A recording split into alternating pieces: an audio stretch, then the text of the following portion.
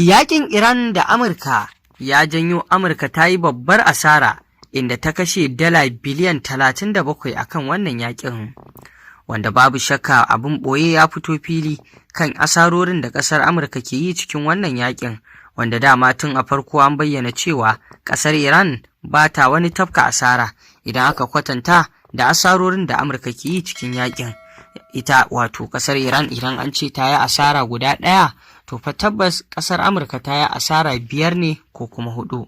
wanda kaga ta ninninka wato ƙasar Iran. Masu saurare ku gyara zama domin jin yadda wannan al'amari ke kasancewa yayin da ƙasar Amurka aka bayyana cewa ta kashe wato fiye da dala biliyan 37 cikin yakin nan tsakaninta da ƙasar Iran, wanda hakan babba asara ce ga ƙasar Amurka.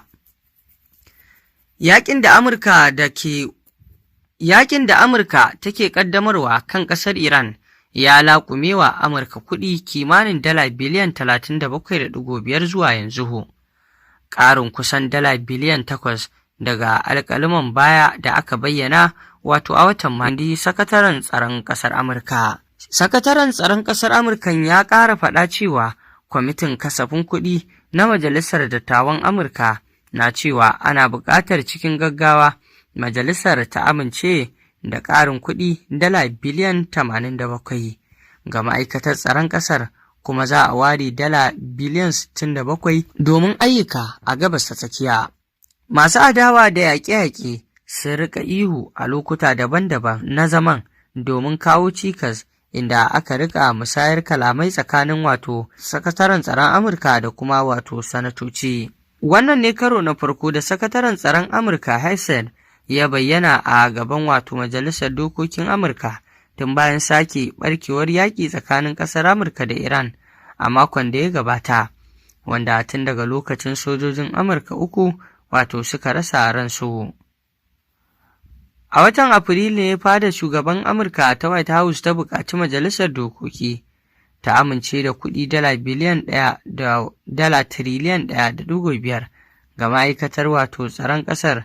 a kasafin kuɗi mai zuwa, wanda hakan zai zarce duk wasu kuɗaɗe da Amurka ta taɓa kashewa a harkar tsaro a tarihi.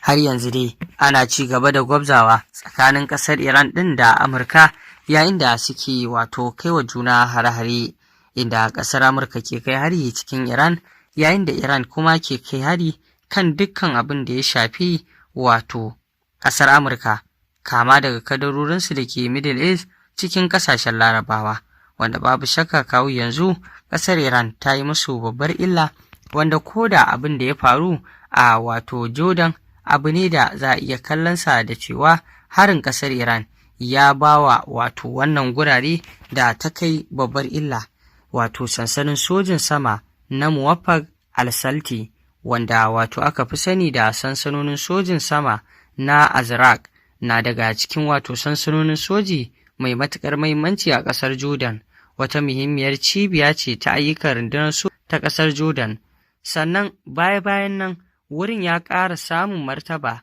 da kuma wato yana taka muhimmiyar rawa a harkar tsaro a gabas ta tsakiya, inda babu shakka harin da ƙasar Iran ya kai ya jikkata gurare a Jordan ɗin. Masu saurare, ƙarshen rahotannin labaran kenan. Ku ci gaba da bibiyar mu domin sanin abubuwan da ke faruwa a duniya baki ɗaya. Ku dangwala mana alamar subscribing, sannan ku danna ƙararrawa domin samun rahotanninmu da zarar mun ɗora.